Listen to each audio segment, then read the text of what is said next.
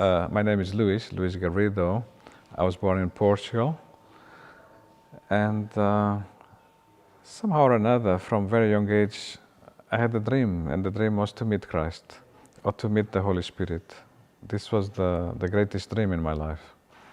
It seems a bit crazy to want something like that, almost arrogant, but I would be a liar if I didn't say this was the dream of my life. And that dream became truth when I met Shri Mataji. Somehow it became obvious to me that she is like Christ, or that she is Christ, she's the Virgin Mary. She represents all the great saints of the past, all the previous divine incarnations. Everything is manifesting through Shri Mataji. So, in a sense, thanks to Shri Mataji, the greatest dream of my life became true. By meeting her, I feel I have met Christ, I've met the Virgin Mary, I've met all the incarnations of the past, because it's all alive within her. And in relation to William Blake, she even said to me, William Blake is in my body. And I felt, yes, that to me is another favorite quote of Shri Mataji. He is alive inside of her when she speaks. He's speaking through her. Sometimes I feel I repeat myself a lot. I've said some of these things before. Today, for the first time, I would like to go back a little bit in time and start at childhood, really. As you know, in most Christian countries, you have to go to some catechism lessons before your First Communion. And then after First Communion, there's still a few lessons, you know. So, where I was living in Lisbon, there was a church, you know, and they didn't have the lessons very well organized. It was a new thing, you know. So every week we would get a new nun. So we're going for a lesson of catechism, and there's a nun. The nuns look frightening. I don't know why. As a child, we were afraid of the nuns, you know. It takes so long to get used to a new teacher. And then the nun changes, and 2 weeks later it's a different nun. Oh my God. It takes time to get used to a new teacher, especially if it's a nun, because we don't know the temperament, the character of the person, you know. And then one day, they must have been running out of nuns, because they sent us an 8-year-old girl to give us the lessons.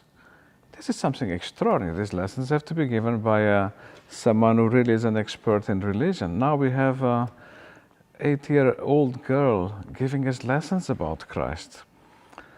And there was something special about this girl. This girl had cancer, so she was dying of cancer, and she was preparing herself to die. She was in a permanent state of prayer and bliss, you know.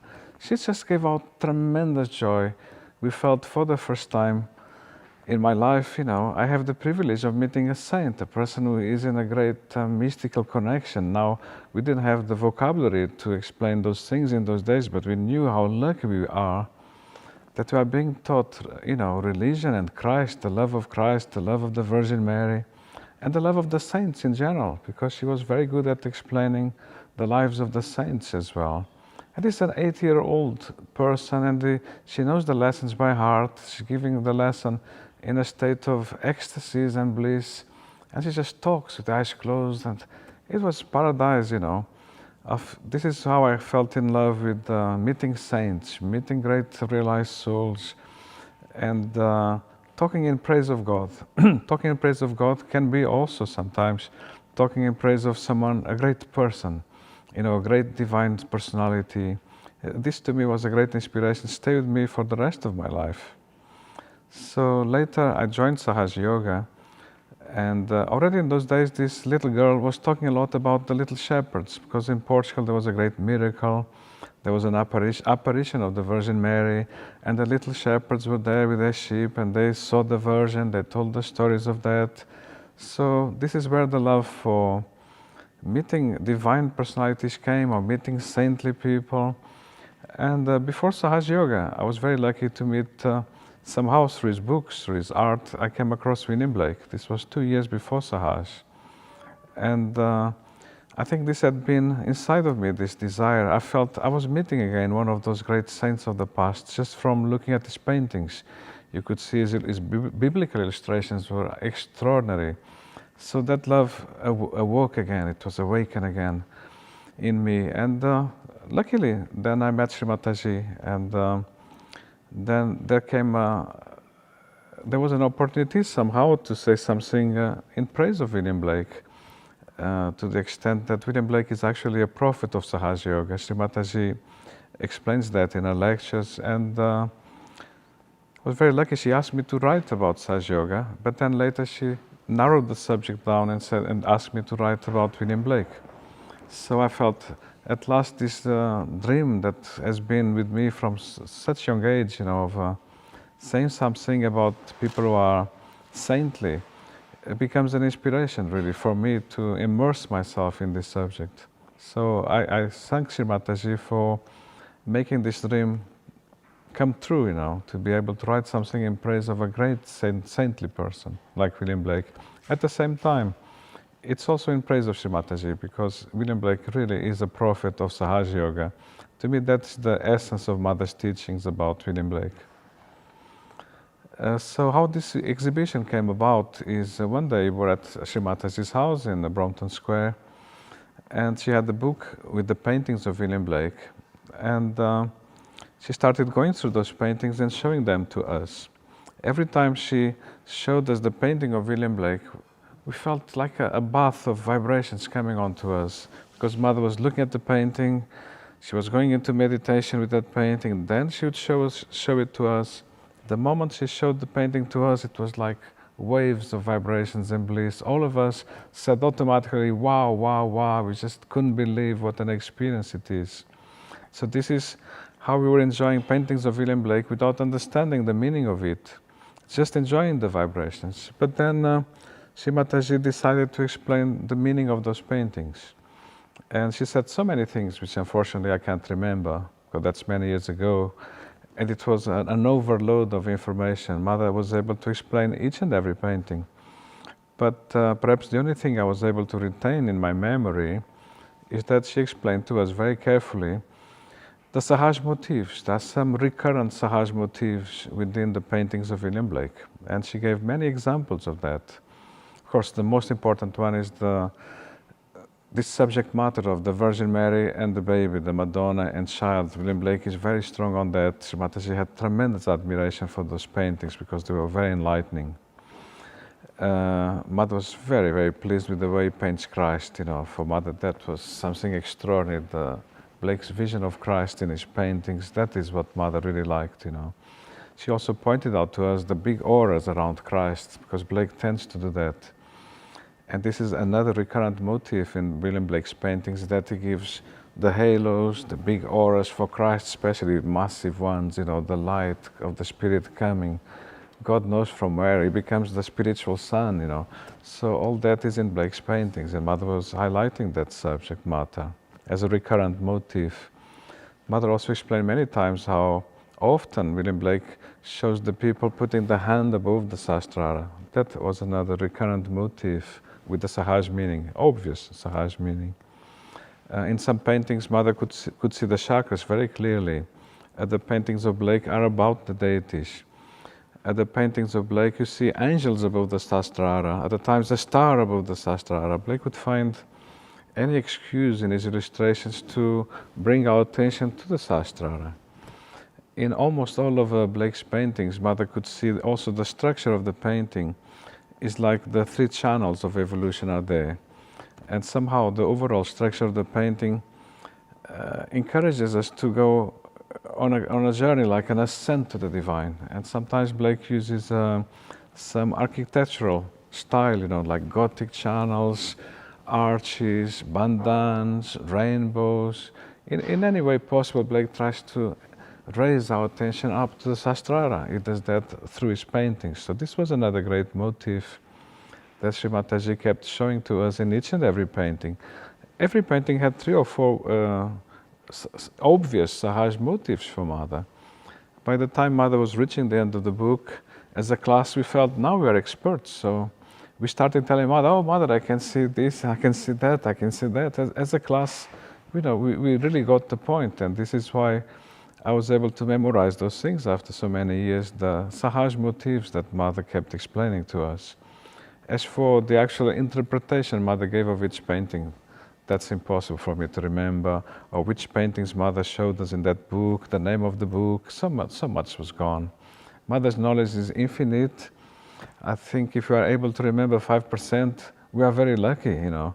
And this somehow Mother taught us so well on that occasion that still today I felt it was somehow my duty, since Shri Mataji asked me to write about William Blake, to try and evoke that great event with Mother where she was giving us a bath of vibration through the paintings of William Blake, because every time she saw the painting and showed it to us, it was like undescribable feeling of vibrations and bliss, you know, just from seeing that painting. We had a similar experience at the Tate Gallery. Again, I was very lucky to be present when Shri Mataji went to visit William Blake's paintings at the Tate Gallery. And because there was a crowd there, it was a very busy exhibition, Shri Mataji could not make a speech there and talk to us too much. So one thing Mother could do, again, was to teach us, you know, through gestures, because each and every painting, Shri Mataji put the hands towards that painting. And she herself was saying, wow, wow, tremendous vibrations, tremendous vibrations. Then she would move to the next painting, tremendous vibrations, that's incredible, can you feel these vibrations? There were 3 or 4 yogis there with her, and we would go there and say, oh my God, you know, how can we feel such vibrations from a painting of William Blake? This is, doesn't happen to us every day, but Mother has full command of the vibrations. On that day, we were like experts. We could feel the vibrations of the paintings of William Blake there and then in the middle of the exhibition with the public around us. And Mother was showing such enthusiasm for the paintings of William Blake that is really extraordinary. You will not find someone like Mother who is absolutely in love with these paintings. During that lecture she gave us at her house previously, she explained really the paintings of William Blake are about Sahaja Yoga. You know, not just the writings. Mother said that many times, that the writings of William Blake are about Sahaja Yoga, but on that occasion she was showing to us, demonstrating to us that the paintings of William Blake really are about Sahaja Yoga. The chakras are there, the deities are there, the vibrations are there. There are people raising their hands, feeling the vibrations like we do in Sahaj, you know. So the exhibition was in honor of that one event Shri Mataji gave us about Sahaj motifs within Blake's paintings. Later on, we felt inspired to do another exhibition, which is already available on our website, which is the life of William Blake through the paintings of William Blake. That it was also in honor of Shri Mataji, inspired by her, because she was so enamored by the way William Blake paints Christ, the Madonna, the baby Jesus. So then we realized William Blake virtually painted the whole life of Christ, you know, in his paintings, because he has so many paintings that maybe we can give a little summary of the life of Christ through the paintings of William Blake. So that was also dedicated to Shri Mataji.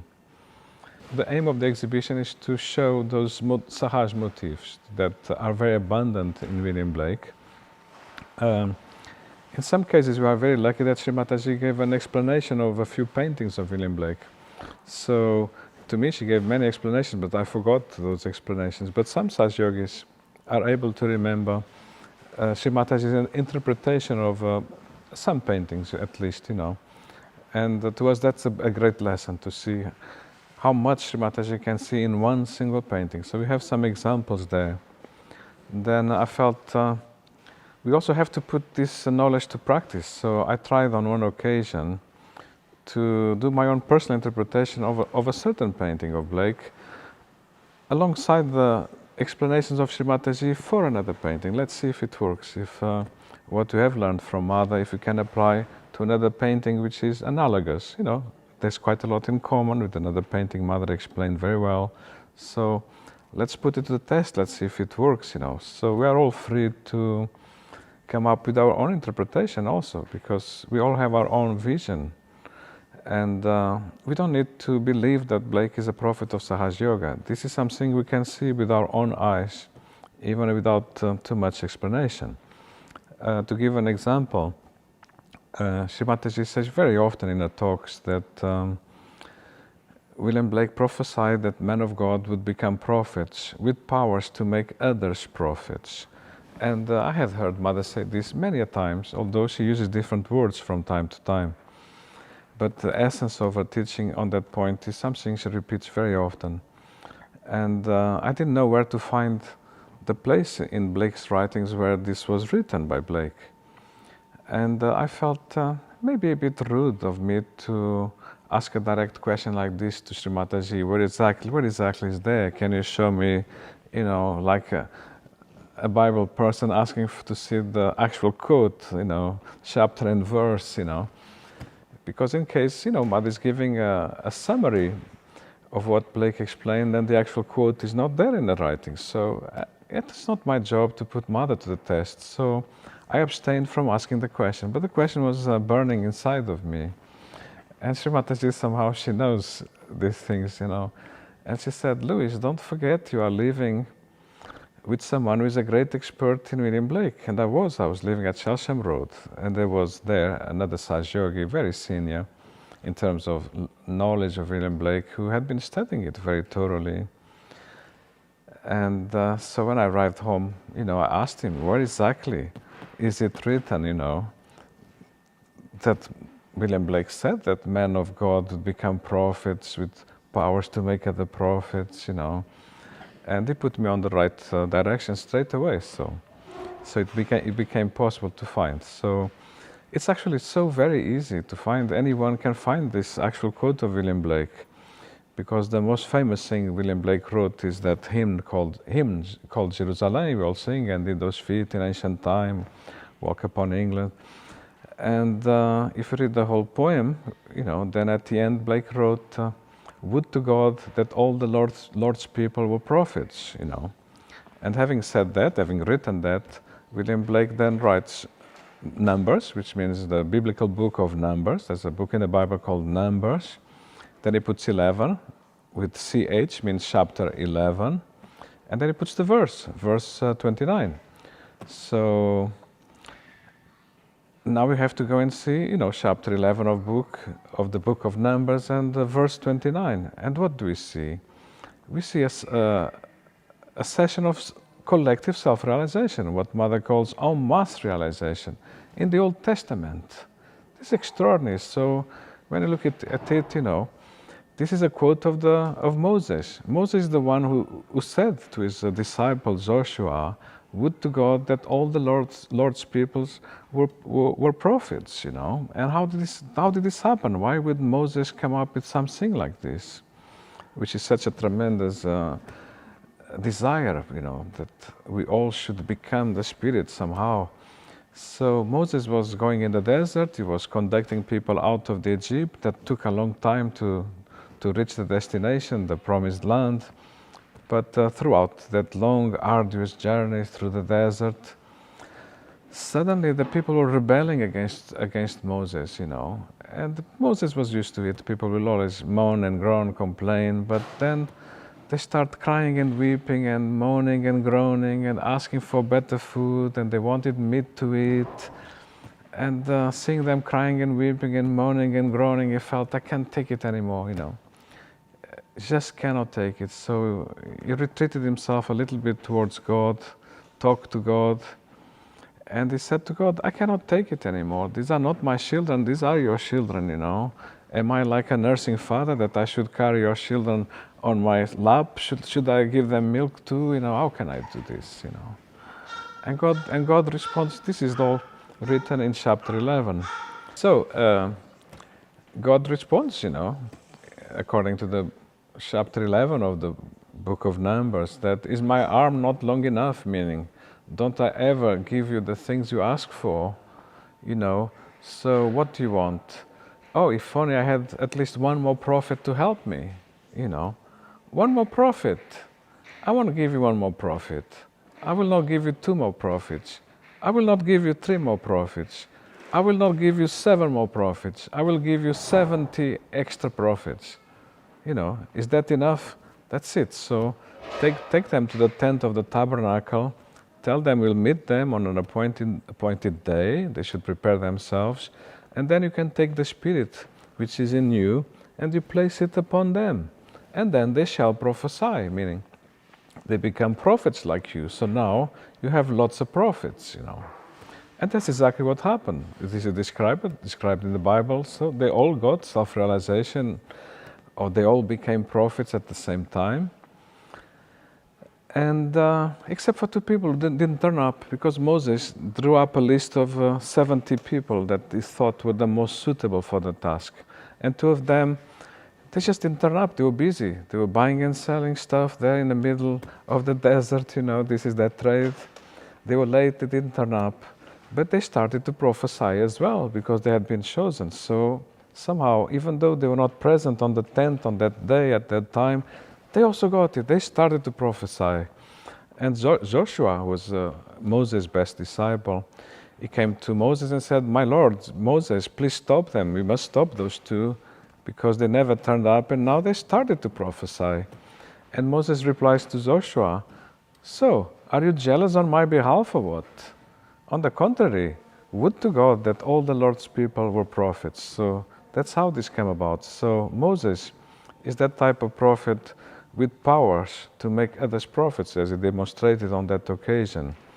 And in the context of William Blake's song, that song we all like to sing very much, and in those feet, this is about building the New Jerusalem here in England. And this is only, for that we have to somehow, make other people's prophets. We have to spread the blessings of the New Jerusalem to everybody.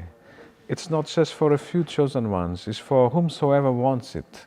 So those two men, they somehow deserved it, they wanted it, they can have it too. We all can have it, otherwise how can we build the New Jerusalem? So Blake shows those words as they were so appropriate to give a final conclusion to the hymn that we sing, Jerusalem. We don't sing that biblical quote because it's not the same meter, the same verse cannot be sung easily, it does not rhyme with the rhythm of the previous words, so we don't sing that part, but that's the conclusion of that song, Jerusalem. So if ever we want to find where is it Blake wrote that man of God would become prophets with powers to make prophets, the powers to make prophets, it's the chapter 11 of the book of Numbers, when Moses shows that he has powers to give, realization to everybody, to make others prophets. So that's well explained by that particular quote. And Mother made it so easy for us to find, I could have asked Mother in person, where is it? She would have told me, but even though I didn't ask, she gave me the answer. Shri Mataji calls him the most precise prophet of Sahaj Yoga. So he knew so much about what was going to happen in England and in London that he foresaw that somehow in the West at least, Sahaj Yoga would start from England or from London, and from here it would spread all over the world. So William Blake somehow prophesied that, or Shri Mataji says that he prepared the ground for Sahaj Yoga, that it made that job possible, the fact that he came and did all that work that he did. It's a work that is not done with the hands. It's an invisible work he was doing. He also says that when he writes something in his studio, in his room, let's say, he sees the words moving on the roof of the ceiling, and they are published the moment he writes them. So that means the work he does is not material. It's a work of a spiritual nature. Even if the work is not published, it's published because it's gone into the atmosphere. It has touched the souls of people, either consciously or unconsciously. It's inspired us all to become prepared for this idea that we can build Jerusalem here in England. And Shri Mataji made that dream of William Blake possible. She fulfilled that prophecy. And because it described things in such detail, it described the place where Shri Mataji came to live when she first came to UK, which was a place in Surrey. That's the first place Shri Mataji came to live in, and he mentions that the Surrey Hills becoming like a furnace, and that furnace, sometimes Shri Mataji describes the Sastrara as a furnace. That's one of the metaphors that Shri Mataji also uses. And then he speaks of another place in Lambeth, where we build the foundations. So the foundations will start off from Lambeth, and that was the first ashram that we had in Sahaj Yoga, which was built by Shri Mataji, rebuilt. The house was already there, but it was dilapidated, in ruins.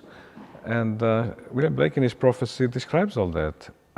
That house, from where the foundations were built, the houses became like oaks. The oaks is the kundalinis of the people living in that house.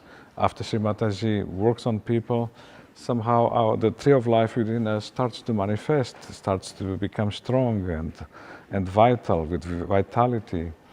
So William Blake described the first two residences of Shri Mataji. He then described the third residence of Shri Mataji at Brompton Square in London, because he mentions the golden builders. Yeah.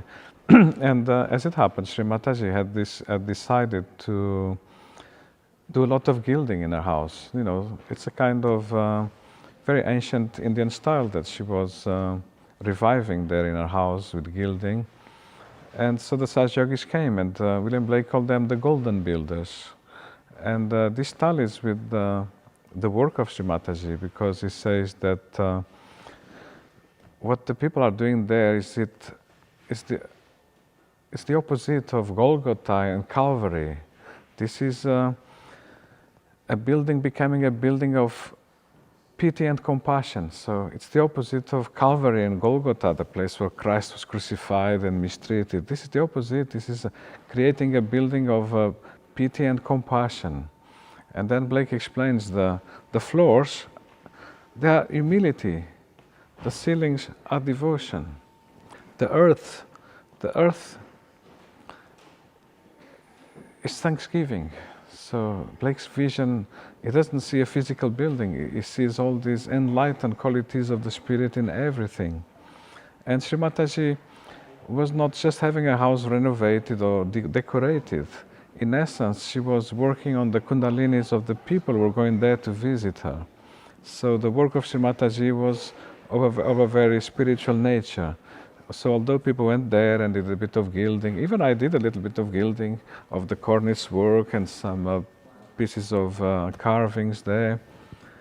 What was happening is that we were going there in order to be transformed, because after seeing Shri Mataji, we felt like transformed people. So the gilding was an interior gilding, but William Blake actually described the nature of the work that was taking place of Mother's house. It was a work of pity and compassion, in which Mother was curing us, healing us, giving us our spiritual awakening and fulfillment of that spiritual seeking in us. So Mother's vision tallies 100% with William Blake. So long as Shri Mataji explains it to us, the meaning of Blake, then we can understand it. But we still need her help a lot to decode something so difficult.